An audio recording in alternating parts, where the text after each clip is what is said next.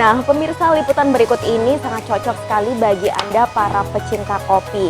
Siapa sangka jika selama ini biji salak sering kita anggap sebagai limbah, ternyata sangat bermanfaat dan menjadi bahan dasar dalam pembuatan kopi atau yang sering dikenal dengan koplak, kopi salak.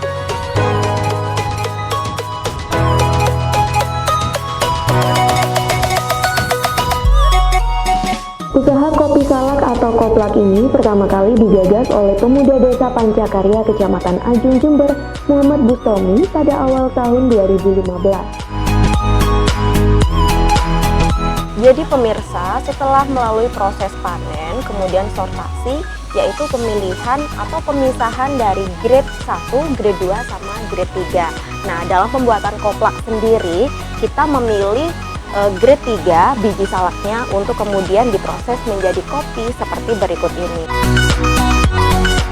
Ada beberapa tahap yang harus dilalui dalam pembuatan kopi salak setelah proses panen.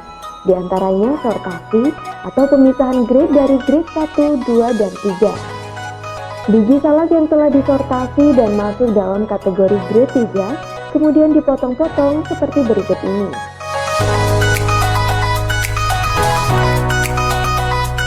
Proses berikutnya adalah penjemuran.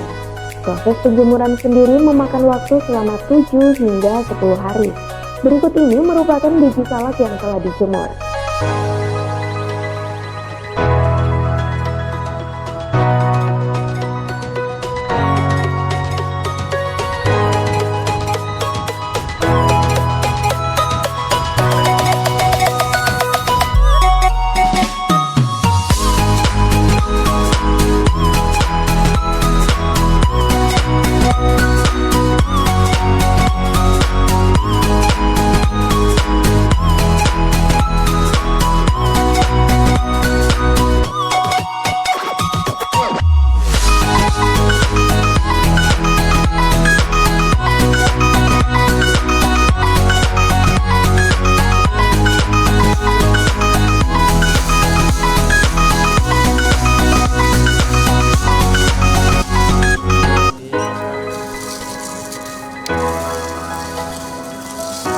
Kalau proses roasting sendiri ini membutuhkan waktu berapa lama sih? Biasanya proses roasting 8 menit sampai 15 menit.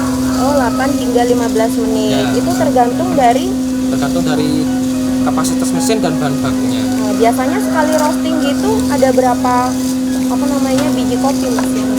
Biasanya saya ini 2,5 kg. Biasanya rata-rata 14 sampai 15 menit. Ini kita sampel jadi hanya 1 kilo aja. Oh, berarti ini 1 kilo membutuhkan waktu 9 menit. 9 menit dalam proses roastingnya. Ya, Nah, setelah proses roasting ini, proses selanjutnya apa? kita cooling dulu. Oh, cooling. Pendinginan dulu. Oh, pendinginan. Karena masih banyak zat karbon dioksida.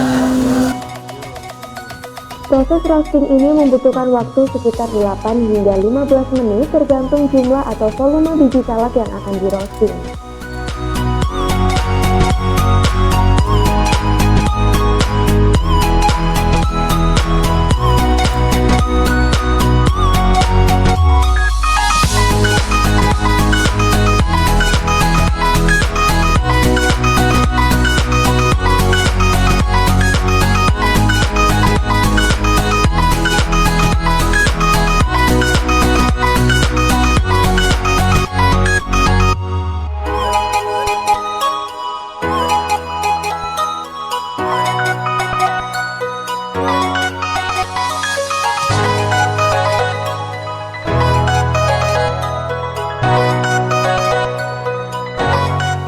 Ya pemirsa, setelah tadi kita sudah melalui beberapa proses dan juga tahapan dalam pembuatan koplak atau kopi salak. Kini saatnya kita ngobrol santai bersama sang owner, yaitu Mas Muhammad Bustomi.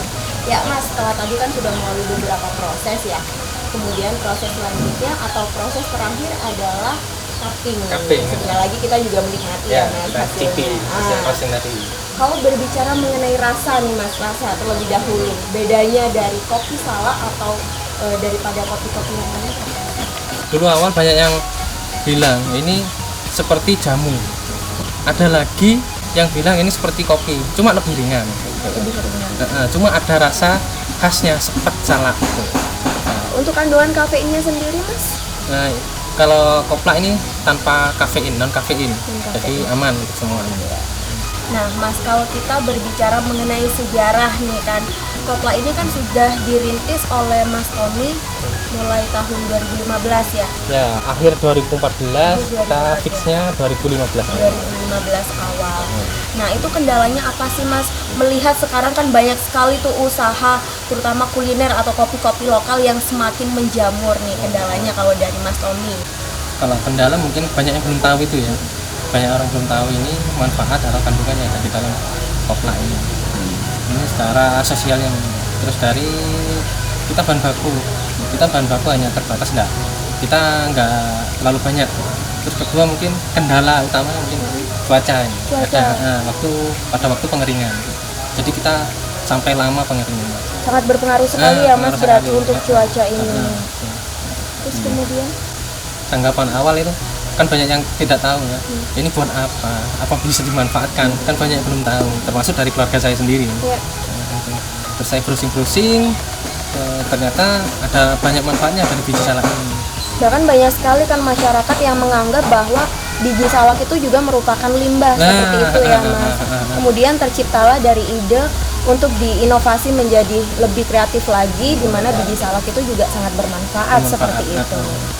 Kalau kita membahas mengenai pemasaran, ya, sejauh ini pemasaran dari kopla sendiri sudah merambah kemana saja? Kita pemasaran offline dan online. Offline kita ke oleh di Kota Jember. Terus untuk online kita sudah ke marketplace dari Bukalapak, Tokopedia gitu. Kita gunakan media sosial yang ada. Kita mengikuti perkembangan zaman.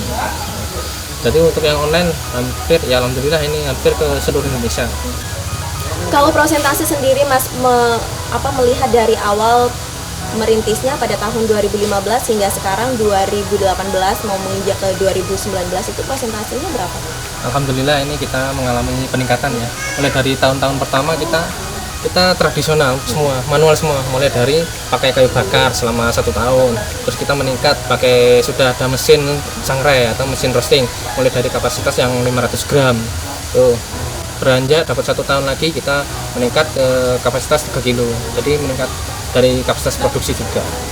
Harapannya nih dari Mas Tommy sendiri sebagai pengusaha muda nih, khususnya kepada para generasi, mungkin kepada para masyarakat atau pemirsa yang lain, bagaimana?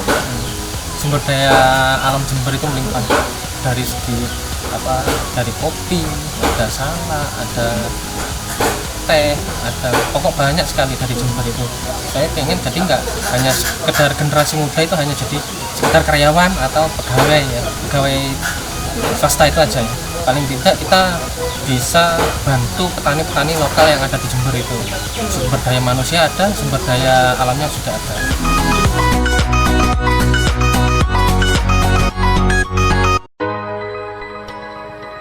Ya pemirsa, demikian tadi obrolan saya bersama sang owner dari Kopla, yaitu Mas Muhammad Bustomi atau Mas Tommy. Bagi Anda pemirsa, para pecinta kopi yang tidak terlalu suka dengan kafein, Anda bisa mengkonsumsi Kopla atau kopi salak. Saya Prima Ervantari, Yoyo Puji melaporkan.